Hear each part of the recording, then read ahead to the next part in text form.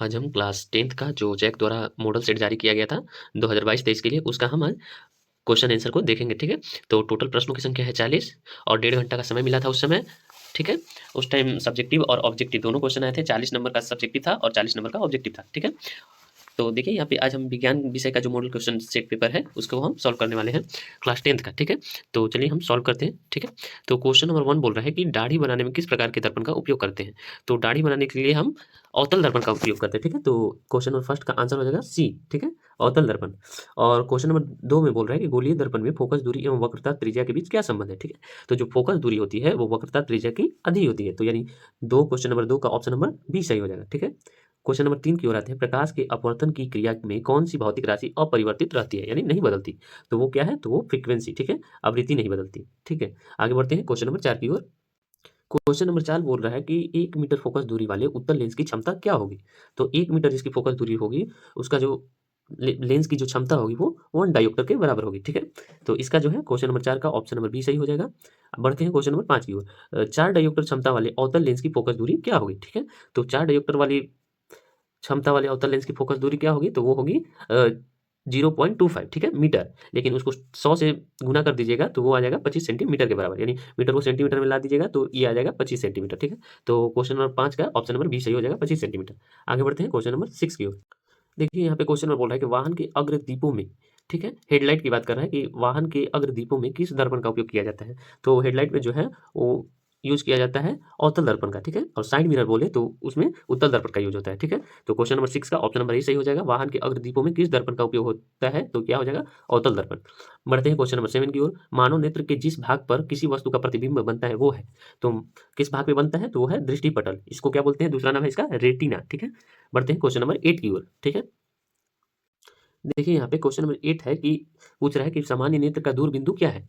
तो सामान्य नेत्र का जो दूर बिंदु होता है वो इन्फिनिटी होता है, अनंत होता है, जबकि नजदीक बिंदु क्या होता है, 25 सेंटीमीटर होता है। तो 8 का ऑप्शन नंबर डी सही हो जाएगा। आगे बढ़ते हैं क्वेश्चन नंबर 9 की ओर। नेत्र में जाने वाली प्रकाश की मात्रा का नियंत्रण कौन करता है, तो वो करती है पुतली। ठीक है, क्वेश्चन नंबर 9 का ऑप्शन नंबर डी सही हो जाएगा। आगे बढ़ते हैं क्वेश्चन नंबर 10 की ओर। मानव नेत्र में प्रतिबिंब की प्रकृति क्या होती है, तो क्या बनता है, उल्टा, और जो उल्टा बनेगा वो हमेशा वास्तविक होता है। तो इसका जो आंसर हो जाएगा ऑप्शन नंबर डी सही हो जाएगा। ठीक है, 10 का 1 किलोवाट घंटा निम्न में से किसकी इकाई है। तो ये किसकी इकाई होती है, तो वो होती है ऊर्जा का है। ठीक है, तो इसका जो है 11 का ऑप्शन नंबर बी सही हो जाएगा। क्वेश्चन नंबर 12 बोल रहा है कि कूलम्ब किसका सही मात्रक होता है। तो कूलम्ब जो होता है विद्युतीय आवेश का सही मात्रक कूलम्ब होता है। तो 12 का ऑप्शन नंबर ए सही हो जाएगा। क्वेश्चन नंबर 13 बोल रहा है कि विद्युत मोटर एक युक्ति है जो परिवर्तित करती है, माने बदलती है। तो विद्युत ऊर्जा को किस में बदल देती है, यांत्रिक ऊर्जा में। ठीक है, इलेक्ट्रिकल एनर्जी को किस में बदल देती है, मैकेनिकल एनर्जी में। तो इसका जो है 13 का ऑप्शन नंबर बी सही हो जाएगा। ठीक है, बढ़ते हैं क्वेश्चन नंबर 14 की ओर। जल का विद्युत अपघटन किस प्रकार की अभिक्रिया है, तो ये है ऑप्शन नंबर बी सही हो जाएगा, 14 का वियोजन अभिक्रिया। ठीक है, आगे बढ़ते हैं क्वेश्चन नंबर 15 की ओर। देखिए क्वेश्चन नंबर 15 में एक रिएक्शन दिया है कि copper oxide plus hydrogen gas मिलकर कॉपर प्लस जल बना रहे हैं। तो दिए हुए अभिक्रिया में किस पदार्थ का उपचयन हो रहा है। तो उपचयन किसका हो रहा है, तो यहाँ पे देखिए हाइड्रोजन में ऑक्सीजन जुड़ रहा है, इसलिए उपचयन किसका हो रहा है, तो वो हो रहा है हाइड्रोजन का। तो 15 का ऑप्शन नंबर क्या हो जाएगा, डी सही हो जाएगा। ठीक है, H2। देखिए क्वेश्चन नंबर 16 में दिए गए चित्र में किस प्रकार की अभिक्रिया हो रही है। ठीक है, एक फिगर दे दिया गया है। स्टैंड में एक टेस्ट ट्यूब है, उसमें कील है लटकाया हुआ। ठीक है, और उसी के अंदर कॉपर सल्फेट का विलयन डाल दिया गया है। ठीक है, लोहे की कील है, धागा से बाहर की ओर लटका दिया गया है।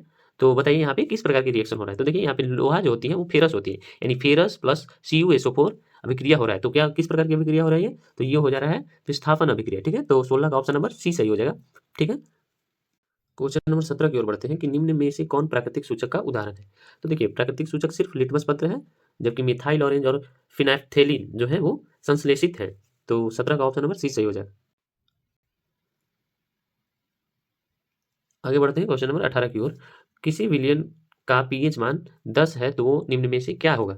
अगर किसी भी विलियन का पीएच मान अगर 7 से कम होता है तो वो होता है अम्ल, जबकि 7 से अधिक होता है तो वो क्या होता है, वो होता है क्षार। तो इसका पीएच मान 10 है तो वो क्या हो जाएगा, वो हो जाएगा क्षार। ठीक है, आगे बढ़ते हैं क्वेश्चन नंबर 19 की ओर। क्वेश्चन नंबर 19 बोल रहा है कि दिया गया चित्र क्या सूचित करता है। यहाँ पे देखिए एक फिगर दिया गया है और आपको बताना है कि इस फिगर को देख के कि क्या इसमें बताना चाह रहा है फिगर से। तो ऑप्शन नंबर ए बोल रहा है कि हमें हमेशा हाथ साफ रखना चाहिए। ऑप्शन बी बोल रहा है कि हमें प्रयोगशाला में हाथ धोकर जाना चाहिए। ऑप्शन सी बोल रहा है कि हमें अम्ल से हाथ धोना चाहिए। और डी बोल रहा है कि सांद्र अम्ल तथा क्षार वाले बर्तन का चेतावनी चिन्ह दिया गया है। तो इसका जो है आंसर क्या हो जाएगा, ऑप्शन नंबर डी हो जाएगा। ये एक चेतावनी चिन्ह दिया है, ठीक है। तो 19 का ऑप्शन नंबर डी सही हो जाएगा। बढ़ते हैं क्वेश्चन नंबर 20 की ओर। क्वेश्चन नंबर 20 में बोल रहा है कि इमली में कौन सा अम्ल पाया जाता है, ठीक है, या होता है। तो क्या होता है, वो इमली में होती है टार्टरिक अम्ल, ठीक है। तो 20 का ऑप्शन नंबर बी सही हो जाएगा। कौन अधातु कमरे के ताप पर द्रव अवस्था में पाया जाता है। अधातु है लेकिन कमरे के ताप पे क्या है, वो द्रव के रूप में है। तो वो क्या है, वो है ब्रोमीन, ठीक है। ऑप्शन नंबर सी सही हो जाएगा इसका 21 का। आगे बढ़ते हैं क्वेश्चन नंबर 22 की ओर, ठीक है। क्वेश्चन नंबर 22 बोल रहा है कि निम्न में से किस पदार्थ का उपयोग अग्निशामक बनाने में किया जाता है, ठीक है। तो अग्निशामक में किसका उपयोग किया जाता है, तो इसका आंसर क्या हो जाएगा, तो इसका आंसर हो जाएगा सोडियम हाइड्रोजन कार्बोनेट, इसी को बोलते हैं सोडियम बाइकार्बोनेट, ठीक है। तो 22 का ऑप्शन नंबर बी सही हो जाएगा, ठीक है। आगे बढ़ते हैं क्वेश्चन नंबर 23 की ओर। देखिए क्वेश्चन नंबर 23 बोल रहा है कि जब मॉडर्न पीरियोडिक टेबल बनाया गया था तो किस आधार पे बनाया गया था। तो वो बनाया गया था एटॉमिक नंबर के आधार पे, ठीक है। तो 23 का जो है ऑप्शन नंबर ए सही हो जाएगा। क्वेश्चन नंबर 24 की ओर बढ़ते हैं कि निम्नलिखित में से कौन धातु सबसे अधिक क्रियाशील होती है। तो सबसे अधिक क्रियाशील होती है सोडियम और पोटेशियम, ठीक है। तो इसका जो है आंसर नंबर बी सही हो जाएगा। आगे बढ़ते हैं। देखिए पृथ्वी के भूपर्पट्टी में प्राकृतिक रूप से पाए जाने वाले तत्व या यौगिक को क्या कहते हैं। तो उन्हें कहते हैं हम खनिज, ठीक है, मिनरल्स। ऑप्शन नंबर बी सही हो जाएगा इसका, ठीक है। प्रोपेनॉल में कौन अभिक्रियाशील समूह मौजूद है, यानी फंक्शनल ग्रुप कौन सा मौजूद है प्रोपेनॉल में। तो इसका जो है आंसर हो जाएगा ऑप्शन नंबर ए सही, एल्कोहल ग्रुप, ठीक है।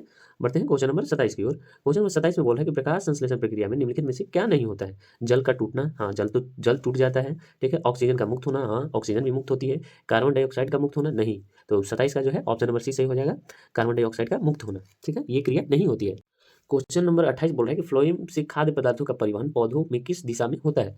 तो फ्लोएम में जो होता है दोनों दिशा में होता है, ऊपर और नीचे, ठीक है। Of the structural and fundamental unit of kidney, ठीक है, ब्रिक। तो इसका जो है आंसर हो जाएगा, इसका नेफ्रॉन होना चाहिए, लेकिन आंसर में है क्या है, न्यूरॉन है, ठीक है। तो इसका जो है आंसर क्या होना चाहिए, नेफ्रॉन, जो कि ऑप्शन में नहीं दिख रहा है। आगे बढ़ते हैं क्वेश्चन नंबर 30 की ओर।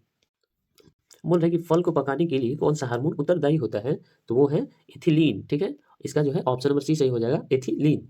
एस्ट्रोजन स्रावित होता है, एस्ट्रोजन कहाँ से स्रावित होता है, अंडा से द्वारा, थायराइड द्वारा, फिशन द्वारा या प्यूटिट्री द्वारा। तो देखिए एस्ट्रोजन जो है वो एक फीमेल हार्मोन्स है, तो अंडा से द्वारा स्रावित होता है, ठीक है। 31 का जो है ऑप्शन नंबर ए सही हो जाएगा, ठीक है।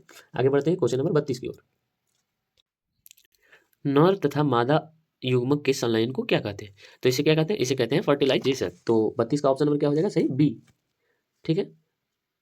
देखिए क्वेश्चन नंबर 33 में एक फिगर दिया गया है और बोल रहा है कि कौन सा जनन हो रहा है। तो देखिए ये जो फिगर है वो हाइड्रा का है, ठीक है। तो हाइड्रा में जो होता है वो कौन सी जनन की विधि होती है, हाइड्रा में मुकुलन होती है, इसलिए इसका जो है आंसर हो जाएगा ऑप्शन नंबर ए सही।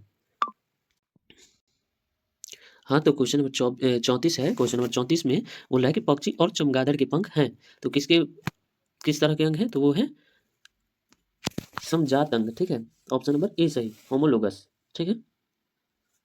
आगे बढ़ते हैं क्वेश्चन नंबर 35 की ओर। मेंडल अपने प्रयोग के लिए किस पौधे को चुना। तो किस पौधे का चुनाव किया था, तो वो थी मटर का पौधा, ठीक है, वो था मटर का पौधा, ठीक है।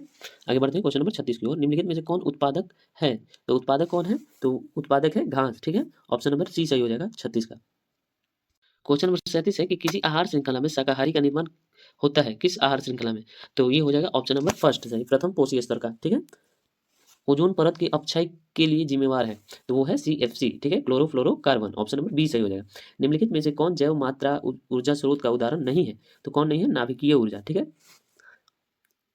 39 का ऑप्शन नंबर सी सही हो जाएगा।